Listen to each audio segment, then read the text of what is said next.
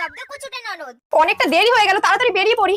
বৌদি, বৌদি আজকে আমাকে ছেলে পক্ষ দেখতে আসবে, আমাকে সাজিয়ে দাও। আমি তোমাকে সাজাতে পারবো না। কেন সাজাবে না? আমার মায়ের শরীরটা ভালো নেই, আমি ওখানেই যাচ্ছি। দাঁড়াও, মাকে ডাকছি। মা। আচ্ছা ঠিক আছে, সাজিয়ে দিচ্ছি, আসো। নাও, চোখ বন্ধ করো, সাজিয়ে দিচ্ছি। আজকে মনে হয় আমাকে আরো কোটি ফুল লাগবে।